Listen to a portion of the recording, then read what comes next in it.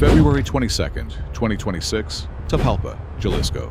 Mexican Special Forces, backed by U.S. intelligence, hit a fortified ranch compound at dawn. Gunfire cracked across the hills for less than 15 minutes. When the smoke cleared, El Mencho, the man who built the CJNG into a global empire, was dead from multiple gunshot wounds. The body had barely reached the morgue before the cartel answered. Within hours, vehicles blazed on highways stretching from Guadalajara to the Pacific coast. Roadblocks sealed off entire towns. Coordinated shootings tore through police checkpoints and rival safe houses across Jalisco, Michoacán, and Colima. Dozens lay dead before sunset. At the heart of the storm stood Juan Carlos Valencia González, the 41-year-old stepson, born in Santa Ana, California, and holder of dual U.S.-Mexican citizenship, had spent years running high-value money pipelines for the organization. He carried the street names El03, El Pelon, and Tricky Tres. In the first frantic minutes after the confirmed kill, he moved faster than anyone else.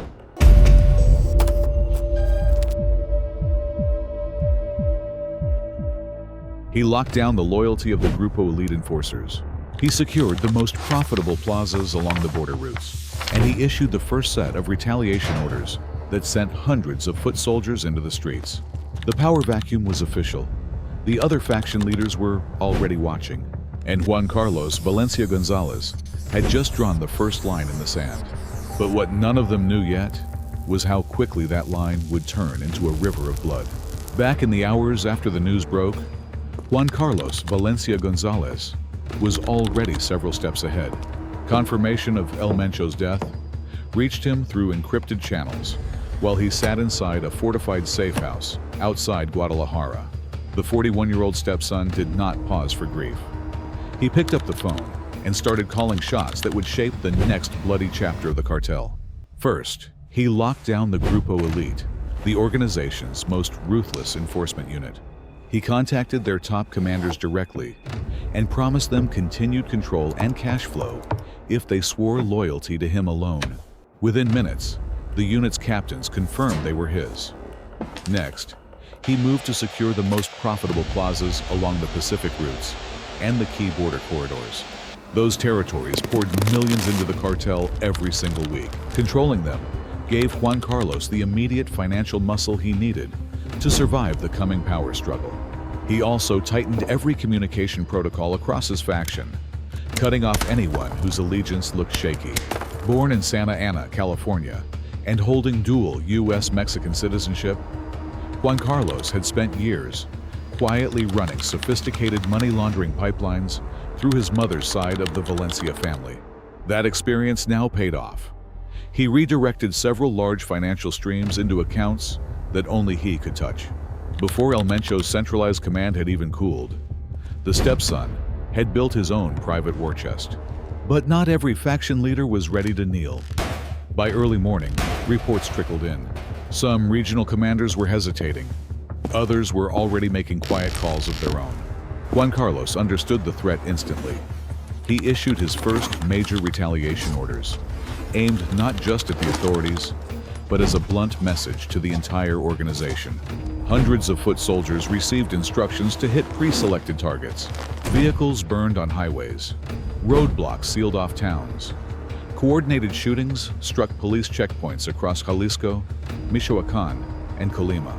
The violence served two purposes at once.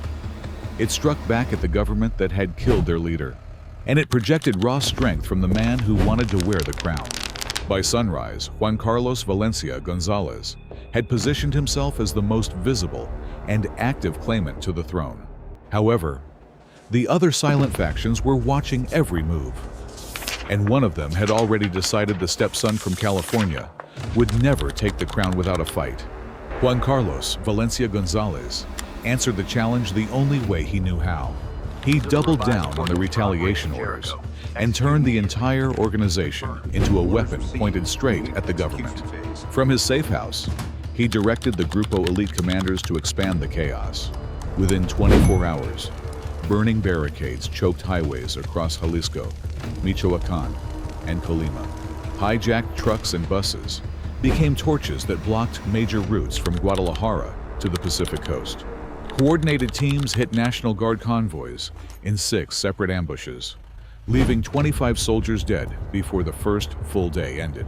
He pushed the violence further to send a message no one could ignore.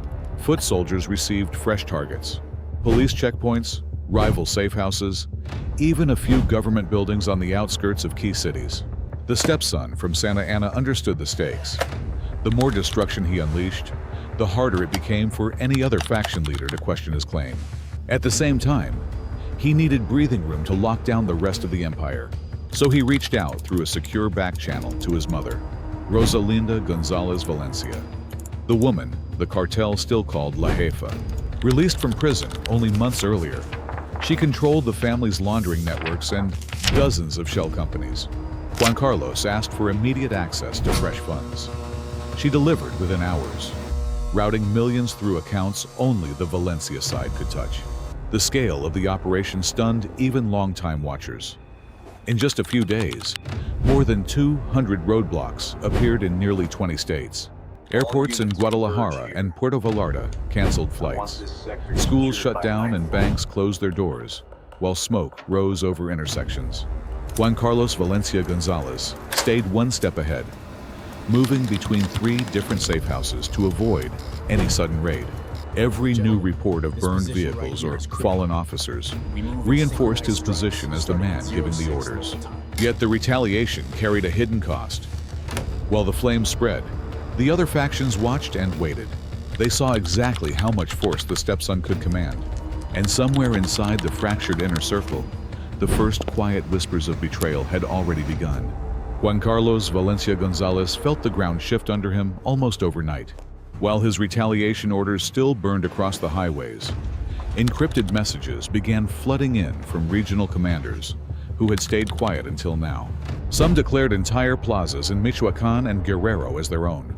Others moved convoys of armed men into disputed corridors along the Pacific coast.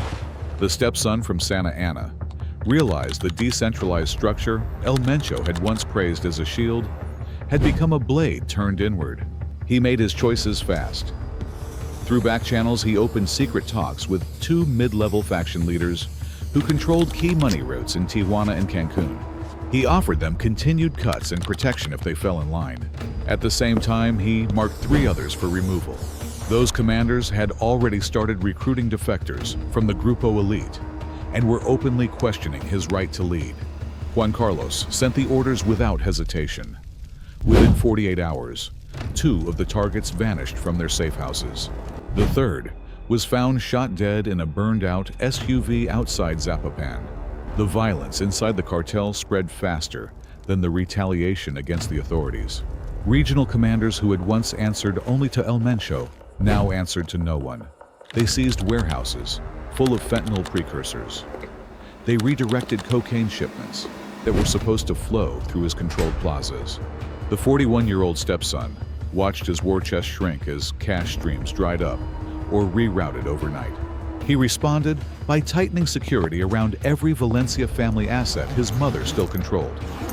But the moves only bought him time. To stay alive, he began shifting between 4 different safe houses every 48 hours.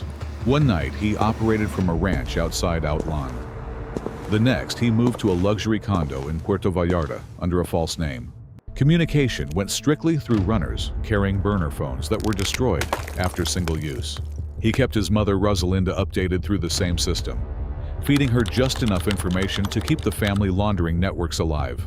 Yet the fractures widened every day. Loyal lieutenants reported rival factions recruiting sicarios who had once worn the CJNG banner. Entire cells in Colima switched sides without firing a shot. Juan Carlos Valencia González understood the math. If he could not stop the silent rise now, the empire would split into pieces too small for any one man to rule. Then came the message he had feared most. A high-profile lieutenant who had sworn loyalty only to him was found dead in a ditch outside Guadalajara. Hands bound, single bullet to the back of the head. No message, no warning, just the body left as proof. The war had officially turned inward, and Juan Carlos knew the next target could be him.